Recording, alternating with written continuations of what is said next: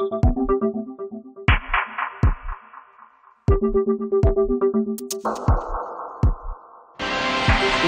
man daw ng Kamara ang magiging desisyon ng Korte Suprema sa motion for reconsideration nila kaugnay sa articles of impeachment laban kay Vice President Sara Duterte. Nakikita pa rin nilang hadlang sa pag-usad ng kaso ang pag-archive ng Senado sa mga reklamo.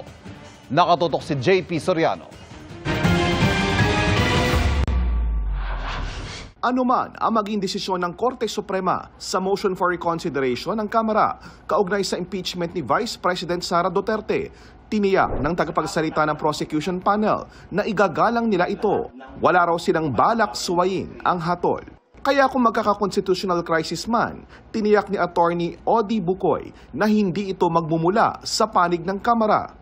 Sa 19 na bumoto to archive, ilan doon ang, more or less, ang majority noon sinabi, susunod tayo sa Supreme Court. Kung sabihin ng Supreme Court, bumaliktad sila, sabihin, sige, ituloy yan. Meron hong pwede magbago boto niyan eh. So, pag ganun ho, wala tayong problema. Trial forthwith tayo. Ang problema, kung paninindigan nila yung kanilang boto na i-archive yan, wag nang ituloy yan, doon tayo may crisis. Sabi ni Bukoy, ang pag-archive sa articles of impeachment ang posibleng mismong maging hadlang para hindi matuloy ang impeachment trial laban sa pangalawang Pangulo. Kung baligtarin ng Supreme Court at makinig sa amin, ang gagawin lang ng Senado is to reconvene and to take up the articles of impeachment.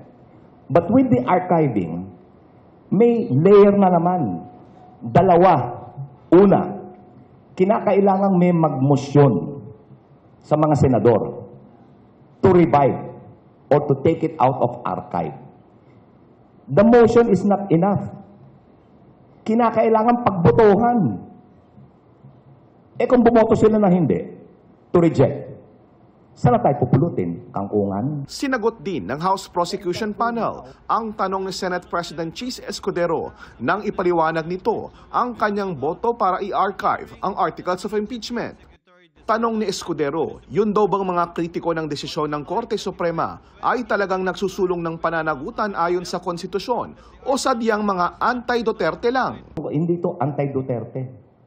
Anti-corruption to. Ito po ay para sa paninindigan, para sa pananagutan. Ang problema ho sa Senate President, ginagawa niyang personal lahat. Mukhang lihis yung pananaw ng ating Senate President. Patuloy naming sinisikap na makuha ang reaksyon, Escudero. Hindi naman nakikita ng Malacanang na boto laban kay Pangulong Bongbong Marcos ang pag-archive sa articles of impeachment. Giit ni Palace Press Officer Yusek Claire Castro, hindi ang executive branch ang naghain ng impeachment laban sa bise. Most of the laban ito sa House of Representatives, sa mga prosecutors, at sa mga nagnanais na madama ng katotohanan patungkol sa confidential funds at iba mga naging aksyon ng Vice Presidente. Habang wala pang katiyakan kung babawiin o paninindigan ng Korte Suprema ang desisyon nito sa impeachment case ni VP Sara, tututukan daw ng Kamara ang iba pang mahalagang trabaho gaya raw ng pagbabalik ng Quadcom.